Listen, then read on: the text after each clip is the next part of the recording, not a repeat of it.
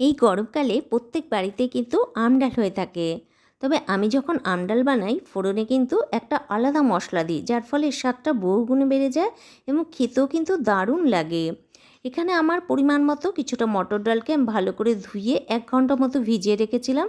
একটা কুকারে পরিমাণ মতো লবণ এবং জল দিয়ে 2টো হুইসেল দিয়ে এটাকে 80% মতো সেদ্ধ করে নেব।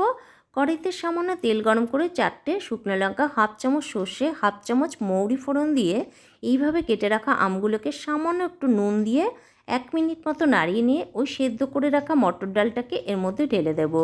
কুকারটা ধুয়ে বেশ খানিকটা জল দিয়ে দেব পরিমাণ মতো হলুদ, দেব 2টো চেরা কাঁচা লঙ্কা আর স্বাদ অনুযায়ী চিনি।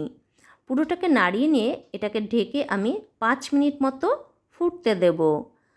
5 মিনিট পর গ্যাসটাকে কমিয়ে ঢাকনা সরিয়ে আর 2 মিনিট মতো রান্না করে নেব।